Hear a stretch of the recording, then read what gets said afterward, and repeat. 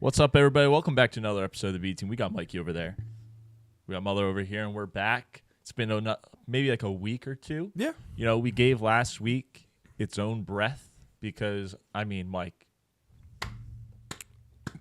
breaking 100, what a day. Mm-hmm. That was a fun day on the course. You were hype. You had no clue the whole round until the last hole.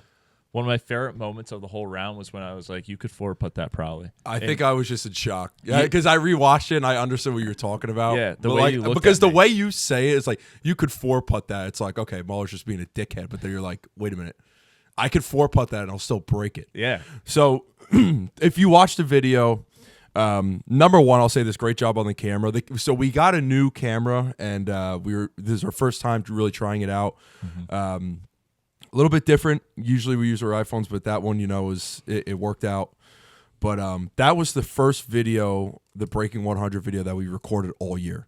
That was back. That was a while back too. That was March. Yeah. So obviously you can look at the trees; they have no leaves. So it was starting. Of course, just brown. Yeah, the course is brown. So I think I only went out about three times or so, maybe even four. If I'm correct. You went out a handful before. Yeah, I didn't go out much, but that was the first video because usually, I mean, you guys saw it last year, having the Breaking 100. It was tough. It was tough for that year, but right away got it over with. And at Riverview, I thought was really impressive. I think I've broken 100 there now twice. So just to go over a little bit of my progress. I have done a lot better. Do not say. No, I won't. But I have, broken 100 a couple of times now. I've probably done it maybe 6 or 7 times, maybe almost 10. Yeah. But that was the first one on camera. It's way more consistent now. Yeah, it's much more consistent. Like there's not. I haven't had a round where I've shot 105 in a long time. Yeah. So I see the progress. I see it, coming to fruition, which is really good. Obviously, we know some things that the people don't, and it's that we got some stuff cooking. Yeah, we got some stuff cooking, but no, I mean that day specifically, I think what saved me was getting off the tee box. I mean, when I had my hybrid, because that was before I went to Florida. Yeah. So when I had my hybrid, that was that's what saved me on the back nine. Is that stretch of holes where I took the hybrid, I stayed alive, and then I just kind of played up and did what I had to do. I think after the par 3, after I think hole 12, the downhill par 3 where it opens up. Yeah. Once I had that, I think I parred that because I parred that. And then hole 13 was the decider. Like, how am I going to do? Started really bad on the hole. I think I hit it like fairway, and then I had I hit a runner though. It was short. It wasn't a long shot, but it was short. And then you went dead right. I went dead right with the 5. I took my gap wedge, laid up, took the P wedge, and then I 2-putt. That was because I didn't know. I wasn't asking you. You wanted to tell me my score really badly, but I didn't want to know, and I think that was smart on me. I think it was, but it's funny because the whole time I'm like, do you want to know your score? Do you want to know your score? And eventually you're like, I just want a percentage. And I was like, you're at like 75, 80%. Like that just should have gave it away. But that's still, I still wouldn't have felt comfortable if, I was at that. Like it felt good to hear that, but there's still, if I have one bad hole, that's jumping down to, 60%. Yeah. So once I bogeyed the par 3 and then that narrow hole where I had the breaking right putt and I think I hit it for par. Yeah. I knew it was like, it was it. Like it was time. So that was a great video, and the fact that we got that done the first attempt of the new year was it was relieving because last year we probably recorded Breaking 100 at least 7 times. Yeah. There were some times that we were recording and it was shot. Like we stopped recording because I was playing so bad. So it felt refreshing to finally get it done. I'm so happy about it. Yeah, no, that was awesome. I was so happy for you. I mean, I tweeted it out multiple times already. Just so proud of you. Yeah. Even like you texted me. I would text you days later. I feel like JJ Spaun, so bro. proud of you. I feel like Spaun. I went back to the video just now, and what that percentage thing that we were talking about, it's ironic because I said to you in the moment 75%, and you were hitting shot 75. Really? I obviously, like, wow, our scorekeeping is so bad. Like, people have to understand when we keep score at these. I said 97. Events, it's like towards the end. Yeah, like we thought he shot at 97, and then obviously we added up wrong, shot 96. No, like, 95. 95, yeah. whatever it was. But like we would do breaking 100s a bunch of times where, you know, in the round we're sitting there thinking you shot like 102, and then I go through and I watch all the video, and we just mess up the count on like half the holes, and you end up with like a 112. So this was the first time where we actually messed up the count, and it worked out in our favor. So kudos to us. Kudos to us, Mike. Congratulations again. Thanks. That was fantastic. That So last now shot on to was- breaking 90. Yeah, that one last thing. That last shot just solidified everything because that where I was, I didn't know where I was like when it came to my score, but it was tough because the ball was above my feet, the green was above my feet, and there was a bunker right in front, and the pin was super, super close to the bunker. So I had to hit that shot absolutely perfect. I think that's exactly what I did, was hit it right where I had to be. I thought I was short. I thought I was going in the bunker, and that could have been I got to be honest with the decider. you. I knew there was 3 scenarios that could play out in that situation. Well, 4. You chunk it, Yeah. you go in the bunker, you land on the green, or you skull it so far over. Yeah. I was in the thinking that, you know, you're either going to baby it into the bunker, and then it's going to be a brutal up and down trying to get under 100. Or I thought, you know, you saw the bunker, you get nervous, you launch one at our golf cart, and like all of a sudden we're trying to get up and down again from the other side over another bunker. Yeah. It was a tough spot. You know, in Endgame, when he does the math and he's like, I did 1 million calculations and there's a billion scenarios or something, and only one has us survive. Mm-hmm. That's what happened that day. There was a million things that could have happened that day, and you did the one thing that actually got us to break 100. It was crazy. It was awesome. so close to hitting because when I remember this when it left the club face, I thought it was gonna hit the little slope on the bunker and then roll back in, but I hit it maybe less than a foot over exactly where I wanted to, and then I don't know if I generated spin on it because it didn't move. It just sat there, and I was not even 15 yards out. So that was just an ice in the vein shot. Yeah. So we got a lot more cooking now. Breaking 90 is the next goal, and it's attainable. I know I can do it. I mean, if I'm shooting 95 and now have been shooting 95 pretty regularly, that's going to be a long series for sure. It's not going to happen right off the bat, but I think it can. I just got to play it in my mind. That's the only thing I have to. Now it's a way different approach. Like I can't have 7s on the scorecard. I need to have more. I can, but I need pars. I need pars now. Like I still want bogeys, but I need pars. Again, I need to just play bogey golf and have like 1 par. That's all I need. See, like I actually looked at my scores the other day. I've shot between 83 and 85 my last like 13 rounds, and it's just like I make 7. I had 2 7s on most of my rounds. You can make 7s. Yeah. You just have to make pars. You have to make pars. You have to make a couple pars in your round. You got like a par 3. If you make a 3, that's massive for the program. They are so important. You're just trying to play 5 golf. Yeah. So like a 4 is basically shooting 1 under on a hole. So you're bringing a 7 down to a 6. You get another 4. You make a bogey on a par 3. All right, now you just made that a 5.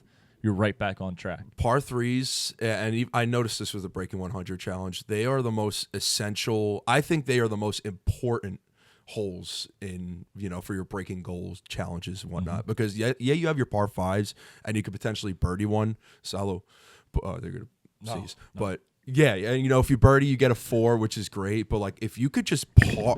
Oh! Damn! You just pulled it off my face. Oh, did I pull that out of your That's on me. That's on me. Never pull out, Kyle. But anyways, par 3s, like if you just get a par, just makes a massive difference. And it's easier said than done. I mean, you just need a really good iron shot. It's funny. Every time I'm on a par 3, I try to just think that I'm at the driving range and I'm just warming up an iron shot. I don't try to think much about it. I just want it somewhere where I have a chip and a putt. Because I think I can rely so much on my chipping game right now, because I think my short game right now it's impeccable. So if I could just get somewhere and chip up and max 2-putt. That's what I was doing at Riverview and the other rounds we've played too. You know, so that I've been relying on that big time. Do you think that we will ever get a hole-in-one? I do. You do? I do. One of us will get one. One of us. I truly think so. You snap on par threes. What is the line on that though? Well, give me a time frame. If lifetime. Lifetime? Yeah.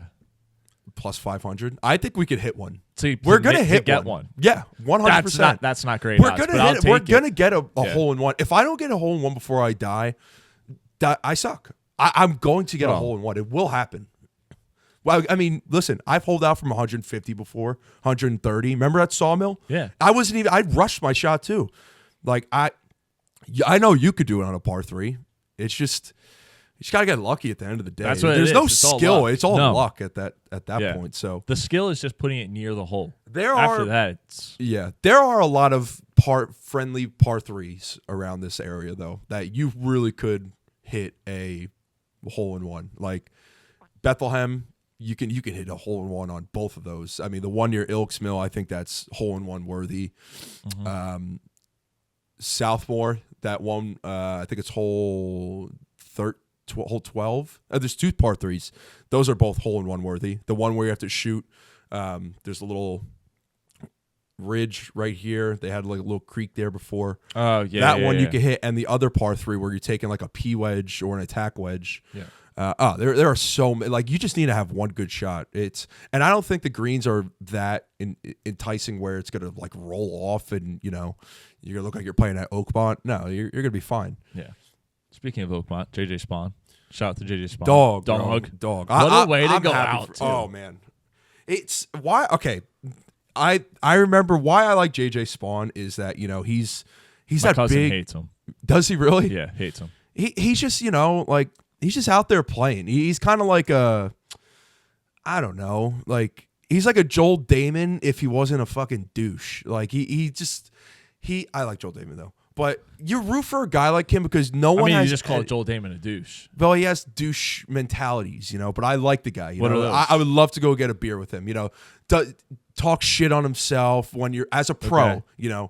Doesn't know if he wants to be here and play, going through a lot of shit. Like, motherfucker, you're playing golf for a living. You know how many people would be in your shoes? And that's just not on him. Listen, I'm not coming at Joel Damon here. I like him. I'd love to grab a beer with him.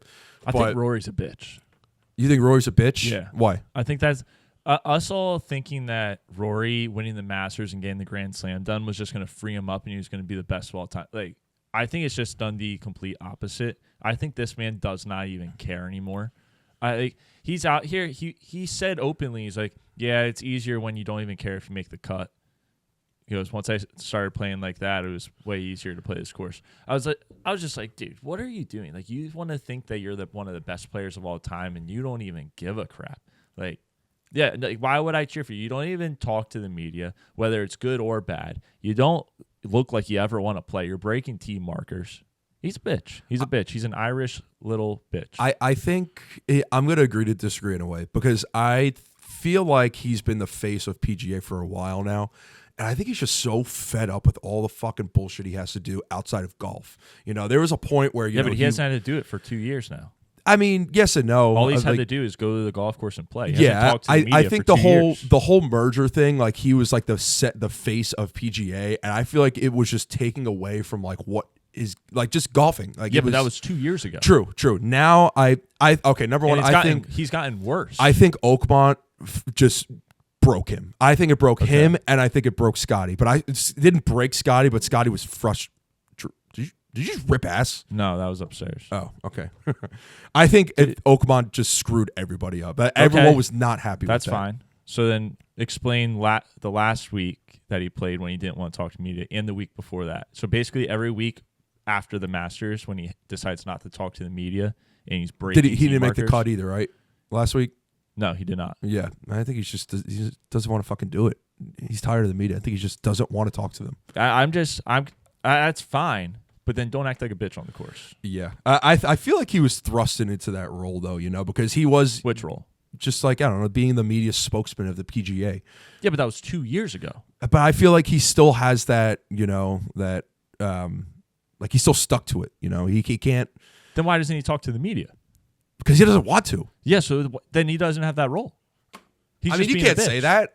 Not anymore. I mean, No. he will always be, you know, the guy who is speaking to the media and, you know, being the face of the PGA, talking about his rounds and everything. But I just think he just wants to focus on golf. Yeah, I know. I don't blame him. No, but that's fine. But then when he plays golf, he's just breaking shit. True. And Yes, he did break the tee marker. That was not good. And he's being a bitch. And it probably was a decent shot anyways. Probably like in the rough. Like I'm not disagreeing with you that, like, yeah, it takes a toll on you. But also, you know, ever since he stopped being the head talker, spokesperson of PGA, he's been more of a bitch. That's all I'm saying. His play just hasn't been that good recently. Yeah, I mean, it just, he won the Masters and he won the Masters and then that was it. Like, it was, you know, he had the monkey on his shoulder, bro. I mean, he was trying to get that fucking Grand Slam. But listen, I mean, that just goes to show the competitiveness of the PGA, man. You got JJ Spaun winning, and like, there's nothing on JJ Spaun, but Bryson didn't make the cut. Scotty, I think, finished top 10, but like had a resurgence on his last round. John Rahm, coming from Live, had another resurgence. Like, it's so versatile, and you just don't know. But like, even look at Ludwig Aberg. Like, I feel like if you want to talk about struggling, I think he's the one that's been struggling very much recently. He hasn't played. He hasn't played his best either. He hasn't been good all year. Yeah. I've been taking him to make the cut, and he just doesn't make. I know. The cut. Max Homa was another guy. You know, he was making the cut left and right, but he just can't find his. Xander Schauffele. I mean, he won one recently, I believe. I think he's won 2 majors recently. Really? He's been great. Yeah. He was always, you know, in those major tournaments, but now I think he's getting in form here. But he's been dialed for a year and a half. It's such a hot and cold. Been dialed for a year and a half. I feel like Victor's been dialed for like the last like 6 months. I feel like before that, but they're also, you know, he had 6 months of being bad, and then he had 6 months of being good, being very good. I'm actually shocked that Bryson didn't, you know, play as good as he was supposed to, because I mean, he recorded his video and I think he shot like, I don't know, a couple over, but I mean, you play it once, you think you should be better on the second time, but yeah. So I think that's what's fun about Oakmont though. It's because like when your winner is finishing, what did JJ Spaun finish with? One under. Yeah. I'm telling you what though, Robert McIntyre, that is someone who I think is going to be a very good player for a very long time. No one talks about him enough. He was runner-up last year. Won the Scottish Open. Yes, he is very, very good. Like, if there's anyone, like, that is one guy. There are 2 guys that, like, besides, you know, your top guys, like Scotty and Rory and Bryson or whoever else, 2 guys that I always like to bet, it's McIntyre and Thomas Dietrich. Thomas Dietrich's up and down, but when he's up, dude, he's cooking up. Morikawa, that's one guy I don't like to bet. I don't know what I'm getting for him every single week that he's playing. Truly, I don't know what the hell I'm getting. He finished T23. Yeah, I mean, yeah, still a decent round, like a decent tournament, but I like to take, when it comes to betting purposes, I like to do, you know, to make the cut, top 20. I don't really bet winners. Maybe like long shots, I'll put like $5 on it, but I had Sam Burns. He got screwed. He got absolutely screwed. He was standing in the Atlantic Ocean on that shot, and they told him no. That's unreal. I had him and Victor Hovland. Victor Hovland, I mean, just came up just short, but yeah, wild putt though. 1 under, wild putt to end. Did you hear? He got like no sleep that night because he was at CBS because his kid up. Just you know, just being a dad. He's just out there, but he deserved that win, man. When I heard that he was in first after day 1, I wanted him to win because obviously he lost the playoff to Rory at TPC Sawgrass. I had money on him. I had money on him the day before, so it sucks that happened because literally it was just one island par 3. That was it. That was the decider, and you know he had Sam Burns up his ass, and he had there's another guy that was snapping and that was up his ass. So this week, yeah, it was Sam Burns, Victor Hovland. And Victor Hovland, yes. And then Ortiz, the guy from Mexico. But he fell off with Hatton. Yeah, and then Hatton. Yeah. Hatton was another guy.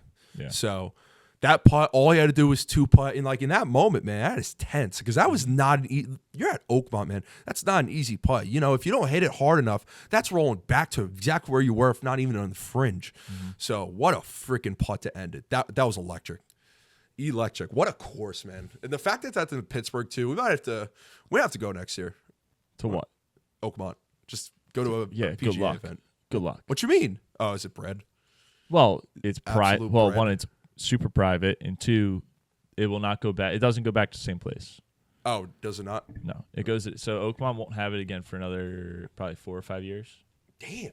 Yeah. Well, there are a lot of courses, so it makes sense. Like, follow, subscribe. Like, follow, subscribe. Like, follow, subscribe. Back to the show. All right. Because it's tough out here right now. It's been like a week and a half since we last recorded. Since then, the Aaron Rodgers has signed for the Pittsburgh Steelers. Yes. I mean, it's the dumbest shit of all time. The man looks like he's in a Cialis commercial every time they do a slow-mo video of him throwing the ball. It's like, I don't know. He doesn't change the team, doesn't change the outlook. Like, cool, you paired him up with DK Metcalf. All right, last year you had Devontae Adams and you had Garrett Wilson out there.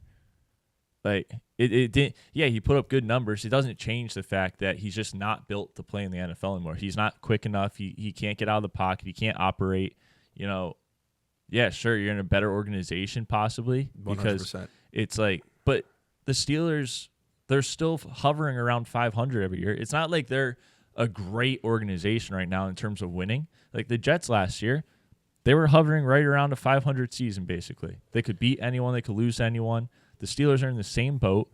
You know, good defense, decent weapons. Now you add Aaron Rodgers. Does it really change your outlook on what the Steelers can do this year? Because I don't think so. My thing with the Steelers right now is how do they get better this offseason? What did they do to get better this offseason? You drafted Caleb Johnson. You brought in Derek Harmon via the draft. You bring in DK Metcalf. What else have they done? I mean, TJ Watt's holding out right now. Probably will get paid. We'll see. We'll monitor that. But I feel like the Steelers, if we're talking about the offensive side of the ball, yeah, you brought in DK, you brought in Caleb Johnson. I believe they are banking on their second-year players. They're banking on guys like Roman Wilson. They're banking on guys like Calvin Austin, not a second-year player, but I think they're trying to get, you know, the players that were on the team to maybe be more of a contributor rather than, you know, going out in free agency, making a trade besides the DK Metcalf trade. Like, I think they're just trying to, you know, take their homegrown talent, the people that have been with the organization and, you know, see what they have. But I just don't believe this is a see what they have moment. This is not it. You're bringing in Aaron Rodgers. Like, the Jets did this for a reason. We brought in Aaron Rodgers. You know, we had the pieces in place. We bring in Devontae Adams. You know, we thought Allen Lazard was going to be a wide receiver 2, solid. Dude sucks. We bring in Devontae Adams. Okay, now it's time to win. You know, we bring this guy in. We have to win now. It just didn't happen. I mean, look around the league. All right, the Eagles. They bring in guys. It's not a let's see what they have moment. Exactly. They know what they have, and they're going for it. Yes. Washington even. They knew what they had in a bunch of those players. Obviously, at quarterback, they didn't exactly know what they had, but they figured that one out pretty quickly. And then you look on the other side of the ball, you got Kansas City. They know what they have. Even their younger players, it's not a let's see what they got. You got Buffalo over there. You got the Ravens. They're not in situations where it's let's see what we have with these guys. They know what they have. In Pittsburgh, it's like constant for the last 10 years. We're going to see what our second and third year guys have before we go find someone. By the time they go to find someone, like, hell, even Contracts are expiring. Jerry Jones figures it out before them. Everyone gives Jerry Jones this whole problem of, like, he doesn't go out and find people, and he wants to see what they have in-house. They know what they have in-house. There's the Cowboys do better than the Pittsburgh in that department, but they get more flack for it. Like, the Steelers have been one of the worst organizations in terms of trying to build a team for a long time now. They get good. All right, the defense, great. Defense does not win you games in today's NFL. You have to score points. You have to be able to outscore teams, especially when you're in a division with Baltimore, It's an offensive league. the Bengals, and the Cleveland Browns. I know the Cleveland Browns haven't been there all the time. But they got better. But they got better. Yeah. Their offense has still consistently been able to put up points outside of the game against Dallas. And it's like the Bengals, they could put up 50 on you, and as long as you score the same amount because their defense is ass, you could win the game. Their time is coming up, and they're wasting time. That's my thing. And if you really want to talk about their weapons, let's talk about them. DK, all right. No, that's a good grade wide A. receiver Grade A. one, solid That's grade wide A. receiver Yeah. one. Calvin Austin No. can have a good game here and there, but is he But here's my a thing. reliable wide receiver too? Freiermuth, Dude, but let's talk Average? about Calvin Austin real quick. Go ahead. Because I want to talk about what their wide receiver room looks like. DK, great. Calvin Austin shouldn't be playing outside, running across the middle, getting smashed 10 times a game. You're killing the dude. I said that last year during the season. I think he's a great slot wide receiver if you use him properly. They're spreading him out, having him run go routes. Like, the dude's 5 feet tall. Let's stop acting like you had DK out there last year. You got to go get someone to put next to him. Oh, wait. You traded that person away for peanuts. Like this, it's so stupid what they're doing. Roman Wilson. I'm sorry. Roman Wilson. They're banking on Roman Wilson to be a guy who I like a lot. I I think like he him as a can be. player, but he was dealing through some health concerns last year. What's their identity going to be? Are they going to be a run heavy team? Are they going to do kind of what the Jets did, with better players and a better, a more advanced coaching staff than ours at the time? I just see, again, another 500 season, maybe even worse. I don't see how I don't know how that offense is going to score points. They're going to do the typical Pittsburgh Steelers way. They're going to rely on their defense. They're going to stop the run, and they're just going to run the ball. I just don't. Ever since Big Ben retired, it's just been, and I don't blame them in a way, because it's hard to find a quarterback. They went to Russell Wilson. They now are with Aaron Rodgers. They just haven't found that guy. They didn't draft any. They drafted Will Howard back, round So 5 or 6. He's going to be third string at best. Yeah, I mean, listen, you best. never know in this league. He might, learn behind Rodgers and see what happens, but they've struggled to find their guy. And listen, I see it because the Jets have done the same shit. They have struggled to find their guy. You had Justin Fields there, and I think that was the no brainer. You should have brought him back. That you should have paid him the money. So, But even if here's the other thing about this. I don't think this team with Justin Fields could even win more than 10 games. Because when you look at it, all right, their running back room is absolute dog crap. I mean, I know he's got better now for sure. I mean, maybe. Caleb Johnson's a dog. Let's be real. No, he is. But let's not act like that running back room is going to tear the world up. Like, they're not going to blow this league up with it. They're not. They're not. Especially with Aaron Rodgers at quarterback. Like, let's look at what the Jets did last year. There's a reason why Breece Hall had questions around him. Yeah. Because Aaron Rodgers' pass game was so shit that they literally, all they had to do was watch the run. Mm-hmm. The dude could not get out of the pocket. Damn right. So right. I have a feeling it's just going to happen again. And now you're looking at a division that has 3 very, very, very good defenses with dogs all over the D-line. We might be witnessing the end of Aaron Rodgers. Like, he might end up in a hospital. He should have just ended it. He should have. And the fact that, Steelers fans are excited, and I understand why. It's just one of the greats of all time. But there comes a point where they just don't have it anymore. The dude is old. He's, 40, 41? Yeah. Like, you need to – all right, let's go to the Bucs here with Brady. When Tom Brady signed with the Bucs, Bruce Arians was there, Mike Evans, Chris Godwin. He had Byron Leftwich as a OC. But they had a really, really decent O-line. Like, their O-line was solid where – they can protect a guy like Tom Brady. If you're looking at teams that, they bring in these older guys, look at the Rams with Stafford. They had Whitworth at the time. They've been protecting him nonstop. Sean McVay finds ways to just get the ball out of Stafford's hands quickly with Puka, with Cooper Kupp at the time, Tyler Higbee. My question is, are they going to protect Aaron Rodgers? Because that's the only way you win. If if you're giving up pressures and they're getting hurries on Aaron Rodgers, dude, it's not going to work. Like, he can't move like he used to. You might see glimpses of it and be like, oh, he looks fine. Age is just a number. That's not true. Like, I saw it. I saw it with the Jets. I saw it with, again, Brady. When the O-line, gave up a sack. And look at Kirk Cousins. That's another one. I mean, guys have Achilles injuries and then they just can't move. Like, if one guy gets through the gap and is chasing a quarterback via the A, B, C, whatever, it's over. They can't, unless they can step on the pocket and get the ball out quick to a check down. It's hard. It's hard on I don't know what the Steelers O-line looks like. So also, let's not even worry about what the O-line's going to look like. Let's look at their schedule real quick because they have a bye week in week 5. I think that's miserable for Aaron Rodgers. There you go. And after the bye week, they go Cleveland, Cincy, Green Bay, Indy, Chargers, Bengals, Chicago, Buffalo, Baltimore, Miami, Detroit, Cleveland, Baltimore. There's a chance That's tough. they could lose all those games, 100%. They could find absolutely, wins. but like as long as Tomlin's there, I got to give them 9 wins.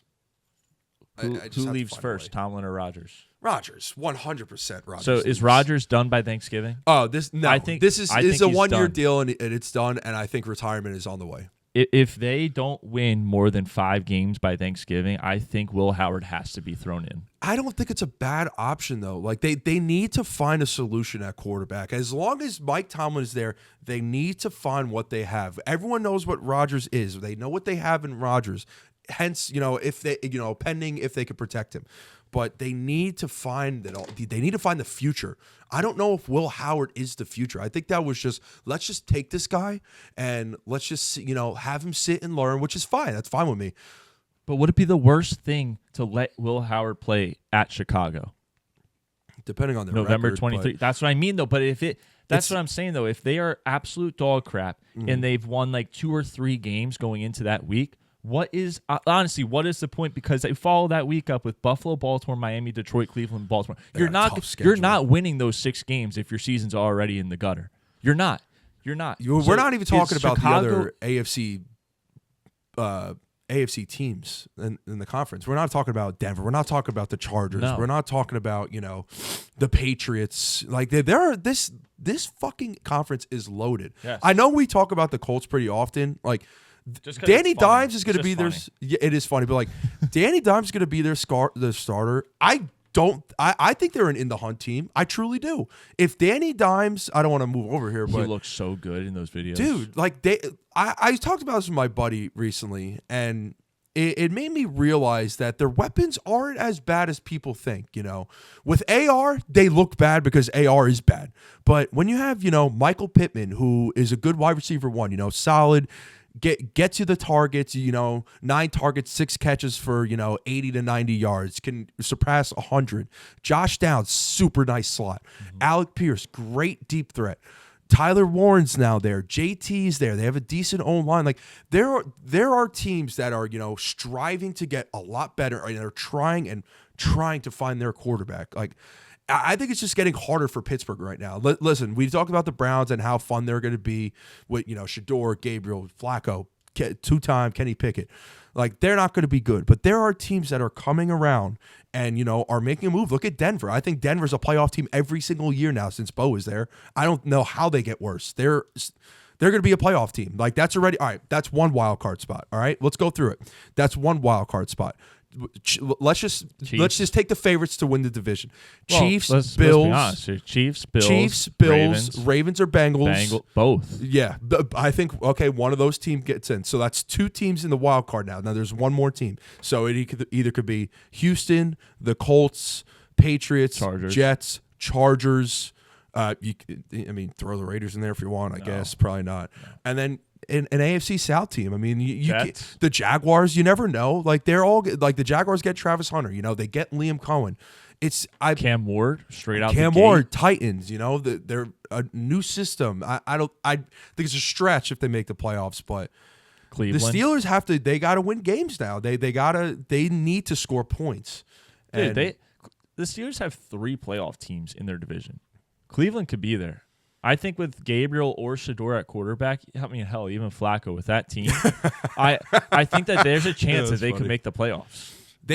I don't think so yet, but I love where they're headed, and I think they're headed in the right. They I snapped think at the their defense draft. is very, very good. 100%. Good enough to get them in because they can keep them in games, and then all those guys have to do is put up maybe 20 to 30 points. That's a team that's they're going to play scrappy, and on any given Sunday when you look at your schedule and you see they're playing the Browns, they could shock you and they could beat you. Look at the Thursday game last year when Jameis went against Russell in the snow. Like. Beautiful. It had. I remember we talked about it on the pod. I said the Browns had it. Like, don't be shocked, and here we were. Browns took the win. Like it's those divisional games. Listen, one of the toughest divisions in football. I think the Bengals are getting better. I think they're a playoff team. The Ravens are going to be there too. There are times coming up. Ethan said ticking time bomb with San Francisco a year back. I say the same with the Steelers, man. They need to. They got DK for 5 years. Freiermuth average. Like, they need to find their quarterback, and they just need to keep building the trenches. That's my thing for them. I think if you're relying on Roman Wilson, again, I like him. I like where he's headed. I think he could be a starting slot in this league, but they just need to keep getting better. And I feel like this past year they didn't.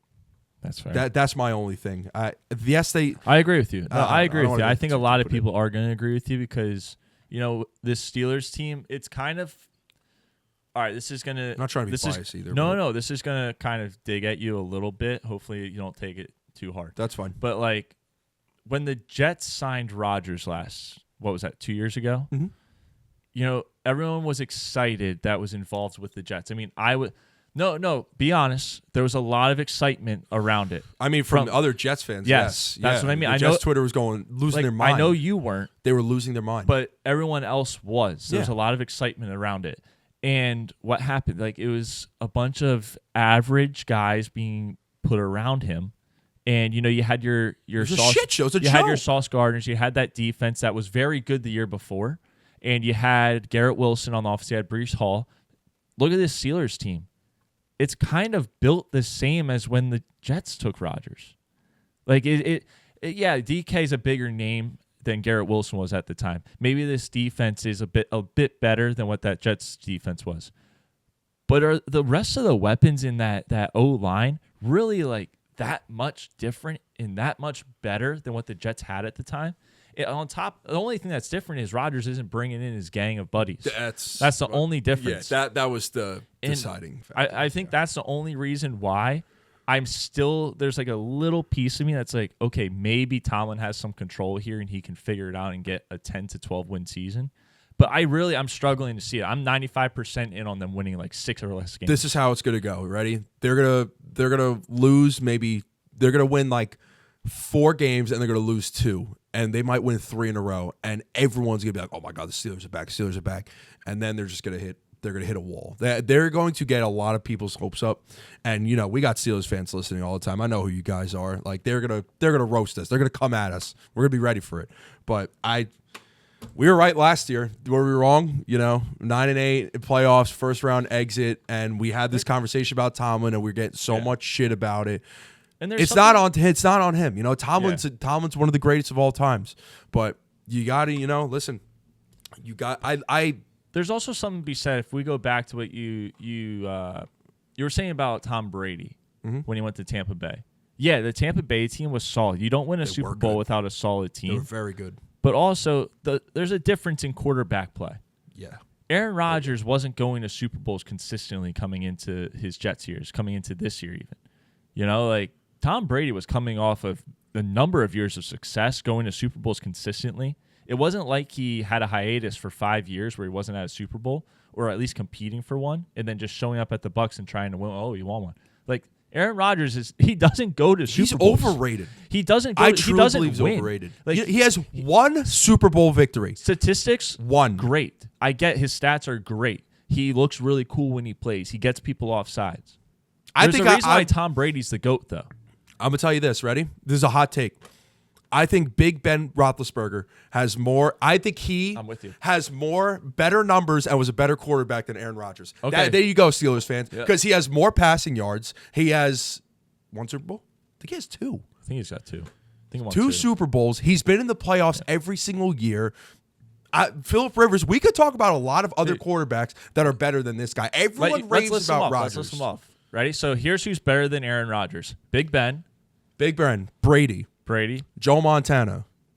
All right, let's keep it within Aaron Rodgers. Aaron Rodgers era? Right, yeah. Drew Brees. Okay, Peyton so Manning. let's restart. Right, so people better than Aaron Rodgers that played when Aaron Rodgers was in the league. Here we go. Big Ben. Drew Brees. Sure. Peyton Manning. Yup. Brady. Yup. Rivers. Phillip Rivers. He didn't get a Super Bowl. Eli. Ooh. 2 Super Bowls. 2 Super Bowls. He took down Brady, who everyone calls the GOAT.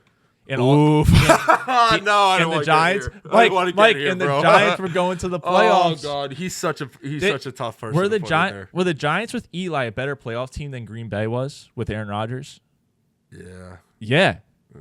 Yeah. Oh, they were nice though. The Packers, they had Jordy, just because they had he's Driver, Devontae. They were nasty. Yeah, but so was the Giants. Like, and okay. Eli did more with the Giants. Well, yes. Just because Eli's a nice guy and he's built like a Pillsbury Doughboy doesn't mean he's worse than Aaron Rodgers. I just don't understand why people are like so like, oh my God, Aaron Rodgers is the next best Donovan thing McNabb? since whatever. No. Like, no. But like, yes, Rex Grossman? No. Funny. Yeah, Rex Grossman. Yes, I get it. He's one of the greats. He is one of the greatest to ever play in the game.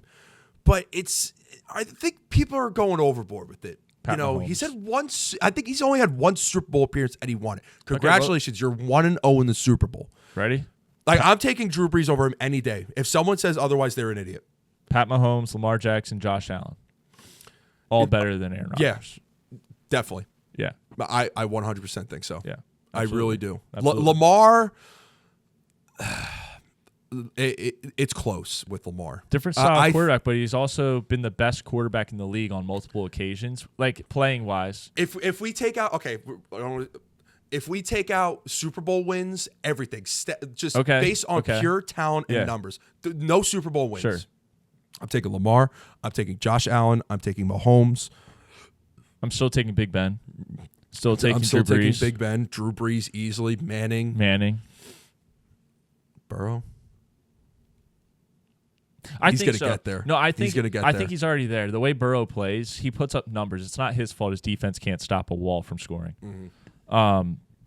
Brett Favre. Brett Favre. Is Brett Favre just the same as Aaron Rodgers though? Yeah, pretty much. It's just the same person. Just more perverted. Yeah. And we'll leave it at that. Okay. So overall, all in all, Aaron Rodgers is overrated as shit. I don't care about his age because if Brady could win at 42, Rodgers should be too. Nope. He's supposed to hang out with his buddies. Just because he's a dickhead is why he's getting so much hate. Cam Newton? Nah, I'm not going to put Cam Where do you rate Cam at? As like all time? Yeah. Like, is he a top 50 quarterback all time? I would give him like a top 50. I think that's fair. Top 25? I don't know about top 25. Top 40? I think he's like 40 to 50. That's where I'd have him. That's fair. I mean, he didn't have the long career. It wasn't, he went to one Super Bowl. He was MVP, twice? Yep. Once? Got smoked in the Super Bowl by Peyton Manning. That defense carried that. He's kind of like Joel Embiid to me. Those years where he was healthy, dominant, couldn't be stopped. And then, just a few injuries happen, and you go down the line, and all of a sudden, he's just going to fade away. Like, Embiid's going to fade away. He's going to retire, and he's going to have his own show with, Pascal Siakam in 2 years. He's going to have a show with fucking Dwight Howard. Nick Nurse. Yeah, Nick Nurse. No, it's going to be him and Brett Brown and, what's his name? The Process. The OG. Oh, my gosh. Coach? No. The GM. Help me out. Hinkie. Same Hinkie. Yeah, but I hate talking about the Rodgers and Steelers. I'm so over it. I can't wait till he's retired, so I don't have to fucking talk about him anymore. All right, let's get into some baseball then. All right, so I have a list here. I have my picks. You have your picks. Okay, so we're approaching July here. It is mid to end of June. We have the All-Star voting that is ongoing at the moment. So I have an update on each position and the top two people. So for every defensive position, there are two players that will go to the All-Star game. Outfielders about 6 for each conference. So I'll start off with the AL here, and I'm just going to ramble through. Or wait, you wanted to pick your picks, correct? No, you go through. Okay. So are you going by position? I'm going by position, correct? Okay, I'll just give you my picks after you go over the position. Okay, so catcher Cal Raleigh, he's got 1 million votes. That's solidified. He's an all-star. There's nothing about that. First base, we got Paul Goldschmidt at 667,000 votes. Wait. What? So you just went from catcher to first base? Yeah. Wait, so what are you doing? I'm listing off the people on each position that are winning the votes. Oh. Yes. Okay. Why? Did you want to do No. else? I didn't know if you were going to talk about the position and I was going to tell you my pick. Oh, yeah. No, let's do that. Do you want to do that or that? Why don't I go through it first? We'll go through the AL first, and then you give me your picks, okay? Go ahead. So, catcher Cal Raleigh. First base, we have Paul Goldschmidt at 667,000. Vladdy's at 614. Second base, Gleyber Torres, 535,000. What a joke. Jackson Holiday, 449,000. Third base, we have Bregman, who's in second. We have Jose Ramirez, around $1 million. He's going to be a solid starter for third base. Shortstop, this is interesting. Jacob Wilson from the A's, 562,000 votes. Bobby Witt's coming in at second with 519,000. DH, Ryan O'Hearn, Orioles, 353,000. Probably going to be a trade candidate, maybe. And then Ben Rice, 232,000 votes. And then we go to the outfielders. We have Aaron Judge, obviously 1.5 mil. Riley Green, 675,000. Trout, 475,000. Stephen Kwan, 457,000. Javi Baez, 421. And Belly at 416. So what are your thoughts there for the AL? No, I mean, it all makes sense. I think that there's a few guys that get absolutely screwed because they play for, like, Kansas City. Like, I'm sorry that Los Angeles has 5 million people in it right now that can vote for the A's or the Angels. Like, that's not Bobby Witt's fault. Like, I gave Bobby Witt my vote. I hope that I think you get 5 chances to vote. Wait a minute. What? You're talking about the Angels? So Trout, okay, I'm gonna be real with you. So Trout getting the All-Star is it's popularity. No. He's having who's the shortstop. That's Jacob Wilson. Oh, where's he play? He plays for the A's. Oh, so I had it right, the A's. Yeah, so there's 1 million people out there on the West Coast that can just vote and vote and vote, and they're all gonna vote for their boys out there. Yeah, that's not like Bobby Witt's the best player at shortstop. Sorry. He has been slumping, but this Jacob Wilson kid is a dog. Yeah, I mean, he's going to make the All-Star game. But Aaron Judge has been slumping. He's got 1.5 billion votes. I'm not here for the Jacob Wilson hate. Jacob Wilson, I don't know if you've seen him play. He is a spectacular hitter and a very good defensive glove. It's actually hilarious that you're going to start this argument with me, being that I watch 0 baseball games. Yes, Jacob Wilson is a dog. The A's are very, very young. No, listen, as a player, I'm taking Bobby Witt over him any day. But again, 2 of these guys make the All-Star game. Bobby Witt is he will 100% make it. There's no way he's going to get overtaken. Let me go through my picks. All right, first base. Or which position would you like? Yeah, you go through. Okay, go first through base, whatever. Paul Goldschmidt. Baller. Yeah, he's been good. He's been great. Dog. Second base, who's winning that? Gleyber. Yep. So I forgot who was winning it. I said to myself, I can't get myself to vote for him. He's been great. Jazz Chisholm, second base. Third base, Jose Ramirez. Absolute dog. I like that. That. That's a baseball name. He's stunned. Shortstop, obviously Bobby Witt Jr. Cooler name. We can't be having a Marvel superhero at shortstop for the AL. Catcher, who's winning catcher? Cal Raleigh's winning it. It's not even close. That's fine. That's fine. But at some point, we got to get the stash in there. Austin Wells, catcher. Outfield, Aaron Judge, obviously, 1.5 billion votes. I'm going with Cody Bellinger. He might sneak in. And this isn't just a homer pick. Like, this is actually, I do believe this. The last month, he has been fantastic. He's been so clutch. He's had a number of home runs that have basically carried the Yankees to wins. I truly do believe he should be an all-star. And then the last one, I thought it would be rude if I didn't take Trent Grisham and put him with his boys out there in the outfield. So, yeah. Yeah, you're fucking and hilarious. Then DH. Fucking Austin Wells. No, that's our catcher. Oh, yeah. DH. I took Ben Rice just because of the name. All right. Okay. Yep. All right, so let's get to the national. Wait, real quick. Yeah. If you want, I want to get through I want to talk about the outfield real quick. Sure. I think Trout's a popularity pick. You know, he just can't stay healthy. You know, just for the sake of his, not getting hurt in the All-Star game, either Dalton Varsho or Kerry Carpenter's got to get in there. We're talking about the Tigers here, and Kerry Carpenter has really made a name for himself out there. And Dalton Varsho for the Blue Jays. No one else besides Vladdy and Bo Bichette, who don't even really do much to begin with. Yes, they've been hot recently, but Mike, Dalton Varsho is a name that should be an All-Star in my opinion. I don't mind the Varsho name. Read the other one. Kerry Carpenter. Yeah, that we don't need a Hallmark superhero in this. Like that's just not needed. Riley Green is an all-star. Almost made it because I love Riley Green. He's a I star. love the singer. So Yes. I almost put him in. That's why I like him too. All right, So, National League. I do like what they did here. Do you And like what I did? Gleyber deserves it. He deserves it, but I can't vote for him. So Jazz Chisholm. All right, National League here. Here we go. So we have Will Smith, 1.1. Dude's a stud. Absolutely. He's going to be there. Carson Kelly second. First base, Freddie and Pete. You can't go wrong with either of those guys. Second base, Ketel Marte, 850,000. Tommy Edman at 510. Third base, we have Machado at around $1 million. Muncy at 415. Shortstop, shout out to my boy Lindor, $1 million. Mookie at 597,000. DH, Shohei, obviously 1.3, and then Rafael Devers is now on the NL All-Star ballot. Shout out to the Red Sox real quick for making that happen. FSG, shout out to you guys. You guys are making Liverpool one of the greatest sides in Europe. I mean, funding our transfers by getting rid of Devers and just absolutely tanking the Red Sox the last 3 years is one of the greatest things it could have done for me as a Yankees fan. Mike, continue. We'll talk about that after this too. So, okay, an outfield. So we have PCA, Pete Crow Armstrong, 1.1, Kyle Tucker, 704,000. Shout out to the Cubs fans for showing out. Teoscar, 685,000. Juan Soto at 625,000. Corbin Carroll at around 600,000, and Acuna at 600,000. So I have a couple question marks on the NL side here. Do you want me to go through my picks? Yes, you go first. Right. First base, Pete Alonso, dog. Yeah, thank you. Second base, Tommy Edman, dog. Yeah. I just like the fact because Tommy Edman looks like he could fight anyone. Mm-hmm. So I like that. Where am I at? Third base, Alec Bombshow. I just like the name.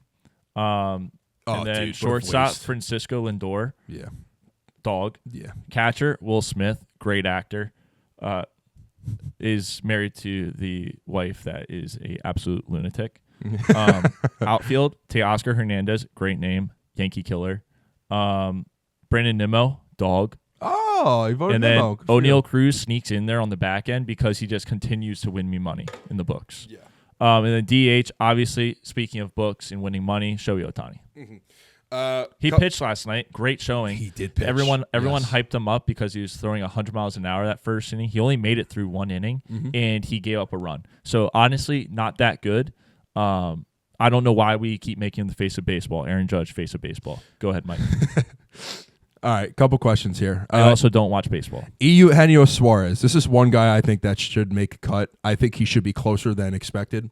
What was the name? Eugenio Suarez. What position's that? He's a third baseman. I like Muncy. I'm changing my vote. I like Muncy. You know, yes, he's been a bomb as a lefty.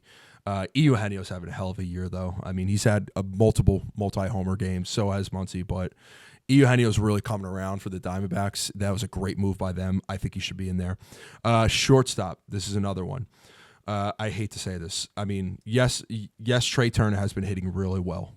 Mookie is going to win the popularity vote, but Ellie De La Cruz as well. Like, those two guys got to be close. I think over time, I don't know if Mookie is going to sit in there. I think Cincinnati's got to rally around Ellie because he's actually been playing out of his mind as well. Great defensive glove, great arm out there. Go ahead. What do you got? Question. So is there a player vote for this, or is it solely just fans? See, that's so dumb. Like, what? Because this is the All-Star game. You know, this is their, you know, like, you're the best in your position type of thing. Like, why are the players not voting on this and their votes being, like, worth 3 points? I mean, you more? might You know what I double mean? check me on that, but I'm pretty sure it's a fan vote. Like, I just feel like if you had the players vote and, like, their votes were worth, like, 5 when all of ours were worth 1, and, like, it goes in and then you look at the fan vote after and add that in as, like, a tiebreaker almost. Like, I think that's how we would get the best players in, because right now I'm looking at this and I mean, on the American League side, none of my picks were even close to the top besides Aaron Judge and Bobby Witt, Jose Ramirez. The rest of the Yankees got absolutely fucked. They should do on the other side. Go ahead. It's just like, I feel like all my picks, I've seen a lot of good stuff about them in the news, and they're just not even close to the top. They should do what the NFL does, where they have like the top 100 and they have the players and coaches vote on that. They should do their own separate entity of top 100 baseball players in the league as of whatever year they're in. Well, I think that leaving what the Gold Glove is? I don't know. There's so many fucking. I think that's yes. Yeah, I believe. Oh, it is. okay. So that's the award for like best player in the position then. Yeah, I think the players and the coaches. Yeah, Oh, so never mind, okay. never I mind. take it back then. I take Yeah, it never back. mind. This can be a That's on me. popularity. Yeah, this can be whatever they want. I'm an idiot. That's on us. I don't watch baseball. So, DH, Seiya Suzuki. is another guy that's been snapping, but obviously with Devers coming over, I think you got to put him in. Kyle Schwarber's another guy. I know he's a Philly, but he's been on a tear. He needs a contract, and if they don't pay him, they're fucking stupid. Do you think Schwarber wants to go? Or would he rather be in Philly? I think he'd rather be in. Do you think he'd rather be at a Wawa? I think he'd rather be at some type of like Geno's or Pat's. That's what I mean. Like, I don't even know if he wants to go. They got to pay him. They have to pay him. He was. I mean, for the longest time, was the only guy showing up. Him and Trey were the only people really showing up. And then outfielders. Okay, listen, I'm gonna be real with you right here, and I don't want to get really too deep into this. I love Juan Soto as a player. I don't think he's an all-star this year. And Absolutely, again, that goes for that goes for popularity vote. But you got guys like Fernando Tatis and Andy Pages there, James Wood. Like, these guys should be in. I know Acuna like just got healthy, but he's been on a tear since he's come back. So we'll give him a small sample size. He's in there. Soto. I think Corbin's been killing it too, but I'm not giving Soto the All-Star this year. As a Mets fan, I think it's either of these three. Andy Pages has been on a tear, very underrated guy for the Dodgers. Tatis has been super solid. I don't know how he's not in there. And then James Wood. James Wood is a prospect for the Nationals, and he's going to be the face of that franchise for a long time. So, if we want to talk about who's got the better team overall right now, man, that NL is. The AL is good, though, man. I think if you're talking about a guy who could really make a change, it's Cal Raleigh. This dude is a power bat. He's just an absolute stud of a hitter. Jacob Wilson, man, I'm telling you, watch his highlights. All right. He's a stud. That sounds like an actor, though. So that's another one that I would cross His off. dad played in the league. I think he played for Colorado back in the day. There you go. He has not making it. He has an open stance, but it's like a very timed open stance, and he's just been absolutely dialing it in with his bat. So I have an idea for if like the votes were tied, it should go to like first day of the right before. Let's do this right before the All-Star game. Both guys get flown out. Both are going to make the roster, right? Because you need the backup. But home run derby to start the game. Pebble Beach. Death play around at Pebble Beach. No, because not everyone plays golf. I think home run derby to start the round would be so funny. Like at all the teams, we do the national anthem, and then they just bring out the pitching cage thing. Start Nobody's there. It's 1 minute. Hit as many home runs as you can. If you hit the home runs, you get to start. That'd be electric. That would be. Imagine that being the start for it. I'm excited for the home run derby. We'll say. I might just take Pete and call it a day. That dude's such a douchebag when it comes to it. I love Pete. He is a douche, but I love Pete. I actually watched him in there was a podcast episode. It was him and Mookie Betts. And listen, Mookie, you need some work on the hosting, brother. You need some work. But Pete could just speak very, very naturally. Nothing. He's not nervous on camera. Just speaks well. Love Pete Alonso, Florida Gator, my guy. Real quick, I want to talk about the Red Sox here. I understand why they did it, and I understand why the fuck they shouldn't have done it. I think they fucked up. I understand, they were paying him. He had a $250 million contract, which now they give over to the Giants. But, dude, I think personally he just wanted to be out of there with everything that happened when Bregman went down, asking him to play first and doing this. And Rafi said no. I think him and the front office just were not getting along, and he was unhappy. So it sucks because, the Red Sox just swept the Yanks, and they can't even enjoy it because they just traded their best player away, their franchise guy. So now, I mean, they're a weird team. I don't know what they're doing because I had them, being a very competitive AL team, and they have guys like Duran, Casas gets injured, Christian Campbell, they have Garrett Crochet. They got a lot of players, but you just trade over your best guy. And shout out to the Giants for making that happen because that just put them on the map. They're a good team to begin with. They just got so much fucking better. So they're going to be a lot of. It's like Buster Posey. Is he the GM? He is the GM. Saw that. Buster Posey is the GM. I know some ball. One of the greatest catchers to ever play. Yeah. Buster Posey. I do understand where Red Sox fans are coming from. It does suck that 100%. your team's being blown up at the hands of Liverpool Football Club. But one team is actually winning stuff right now, and the other one is absolute dog crap. Just because you have a thing called the Green Monster, that's nothing compared to the Red Wall sitting in Anfield. I'm sorry, but Red Sox fans, you just got to grow up. Sometimes, FSG is choosing. I wouldn't be surprised if FSG makes the Red Sox the next Colorado Rockies, while Liverpool wins multiple Champions Leagues in a row. Yes, I understand why Devers, you want him to play his position, but you fucking made him be DH for a reason. Like, he's got a reason to be upset. He's a fucking vet. He was the leader of this franchise for years. I mean, he led the league in errors. I mean, his bat, it doesn't matter. His bat is insane. That's why he played DH. That's why he was a DH. Yeah, but and that's why he's saying no to playing first and third. But if you look at the graph, the age graph, it's going down. He's not going to be good forever. They sold him at the peak. That dude is a hitting monster. Sold He's him a at top the peak. 10 hitter every single year. Top- They did. So top what? 10 So hitter you think that's what the Red Sox did was right? You think they should have moved off him? 100%. Really? Yeah, because now Liverpool can get Kirkes and Verts. Okay, outside of Liverpool, because they just won. I have no baseball reasons for it. All right. Fair enough. I'm a Yankees fan that loves Liverpool. So happy. All in all, Glaber should be in the AL All-Star Game. I mean, sure, but I think we really should look at Jazz Chisholm. Jazz Chisholm. We need some swag up in there. Come on. And they already got swag, bro. They got Paul Goldschmidt and Cal Raleigh. They're fine.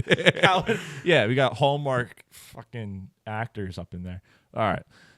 They got Javi Baez, bro, he's come around again. Javi Baez is back. The Detroit Tigers, they're a tough team. Yeah, let's get Brendan on to talk about that one. Oof, they're good. Yeah. How about the shout out to Detroit for, making a comeback in their sports. Absolutely. Even in basketball. Yeah. So that's all I got for baseball. All right. We can get Let's get out of here. All right. Whatever. What? Did you have something? I would say we could talk baseball forever. Oh, no. I can't do that all day. Like, follow, subscribe, and watch that video. Watch the video. Even Yeah, if you Mike don't balled like out. golf, watch. It's funny. I'm just being myself. So thank you, guys. See ya. Catch you all on the flip.